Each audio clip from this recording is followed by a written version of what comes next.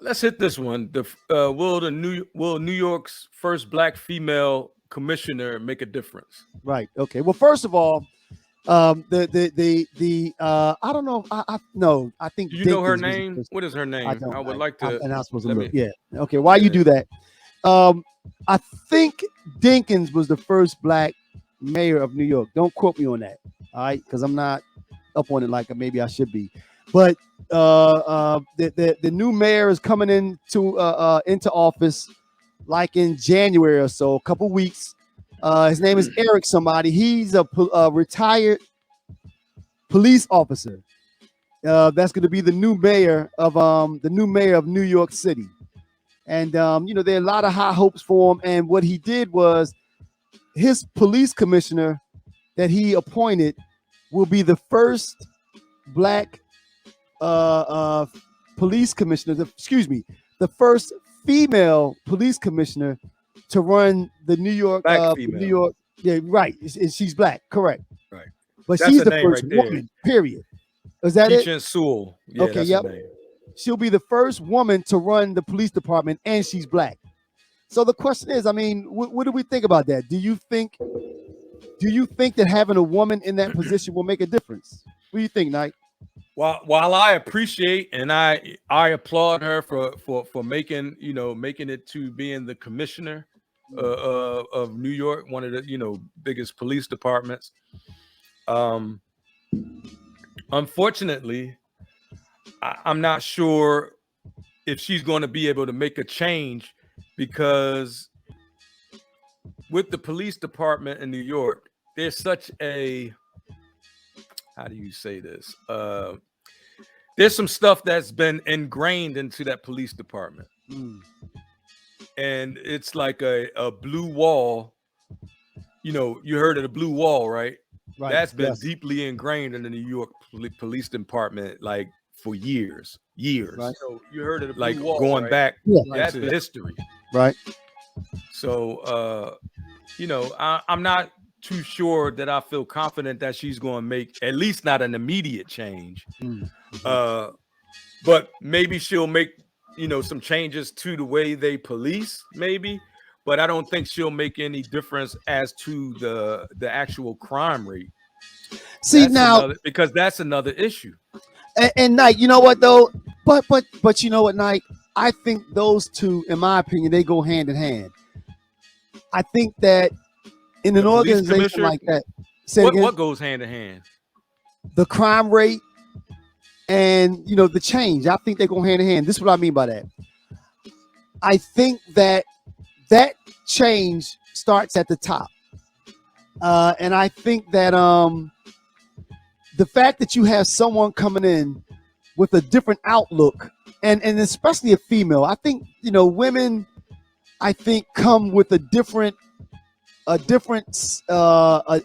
empathy, more empathy, I think, than men do, especially as it relates to those gray areas.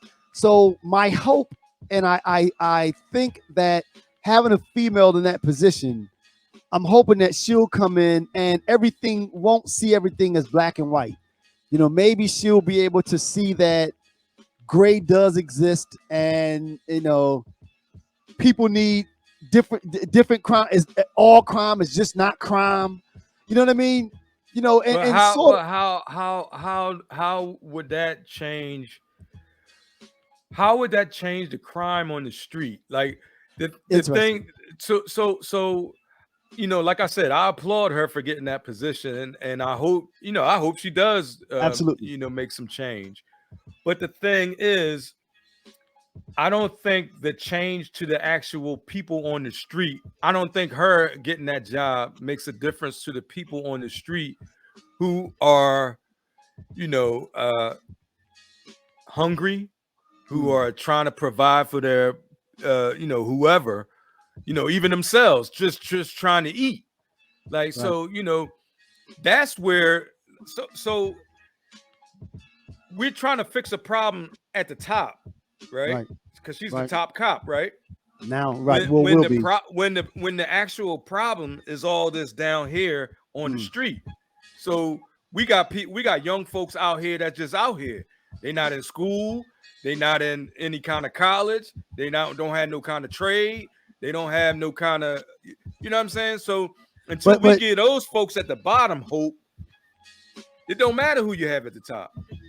And I get that, but if she can help or start to change the culture of policing, meaning, all right, y'all, and also hold officers accountable, because I think that's a big thing.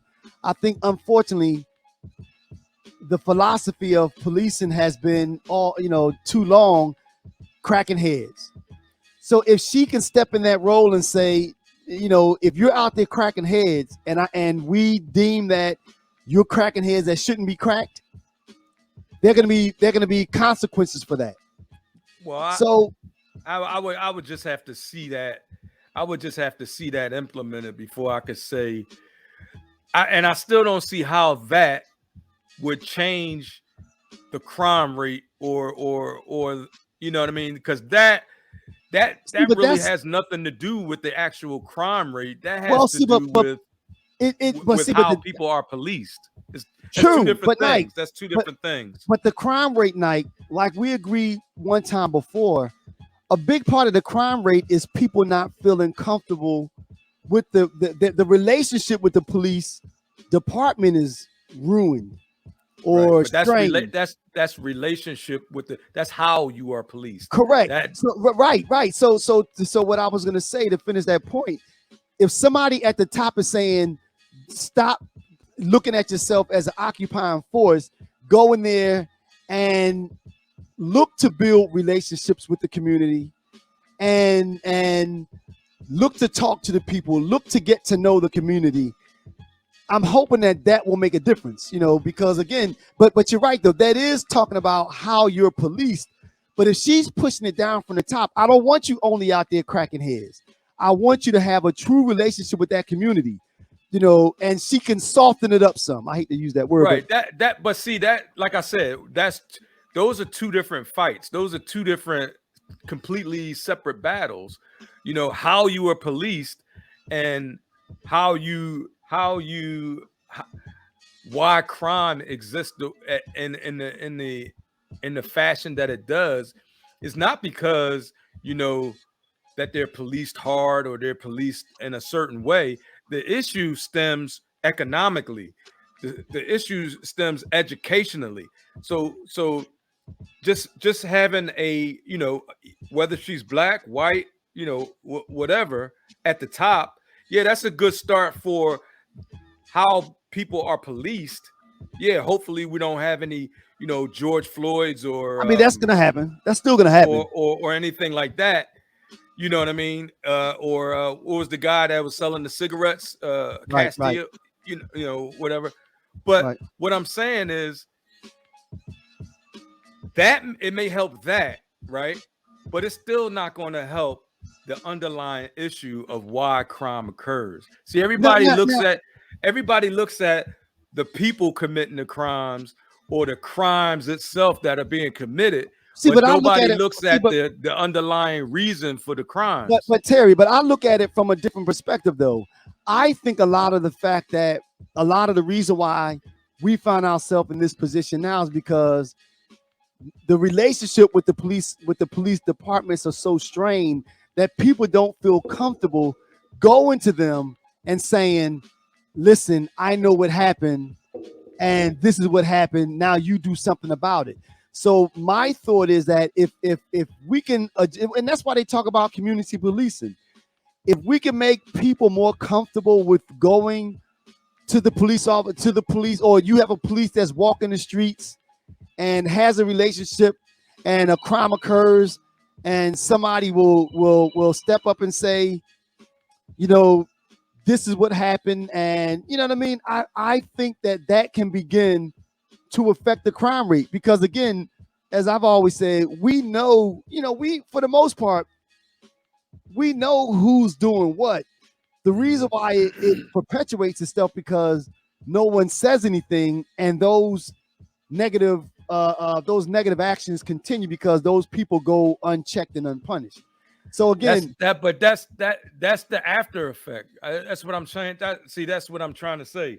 Like we always are hitting it from you know, like I said, we're hitting it from the people and the person that commit the crime and the crime, and you know what should be done about him after they commit the crime like that. right.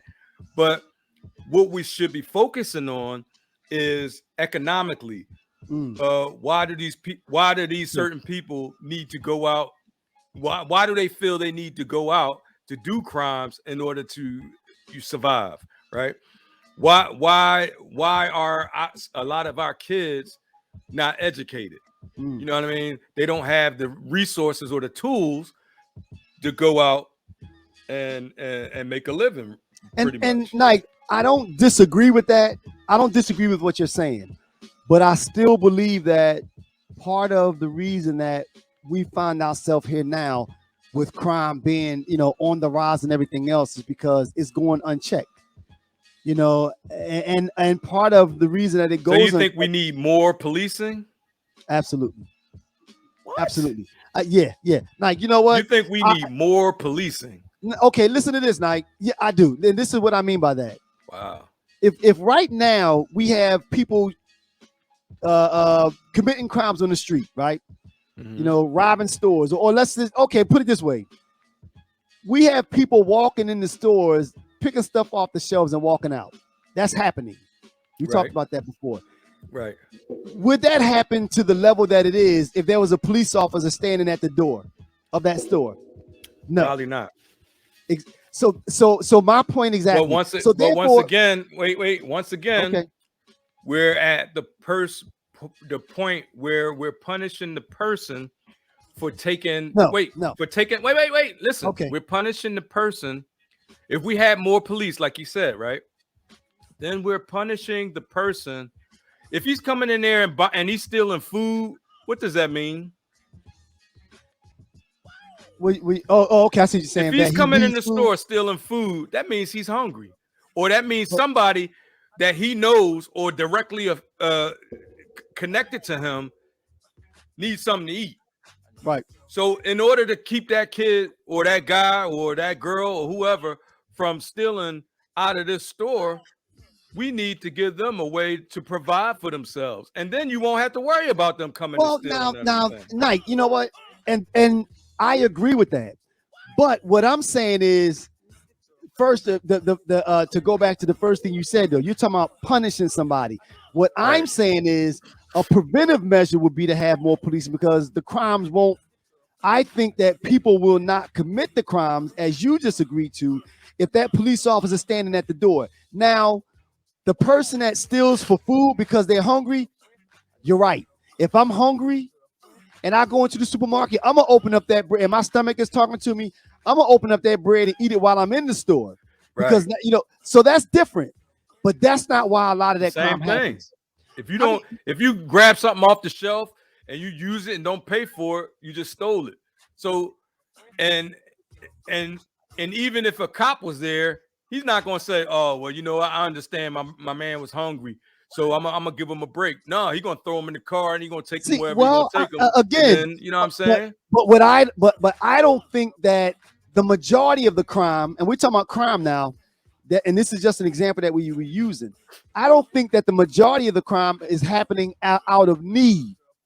I think people are doing things simply because they can, because they know that they can walk. I mean, some people just get the thrill out of just breaking the law. Just the fact that they can do it and get away with it. I think some people do it. So again, I just think that if you can be proactive and have more of a police presence, I think that will prevent you from knocking heads as much.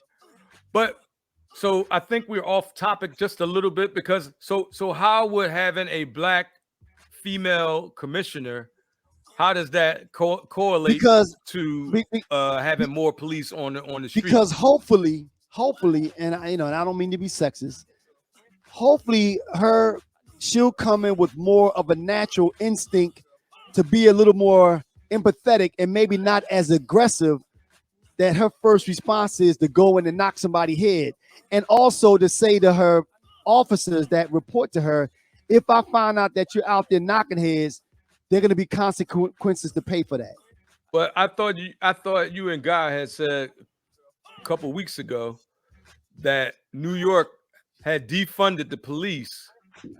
So if they defunded the police, they're not looking to put more police officers on the street. They're looking to put other services on the street to deal with other categories of crime.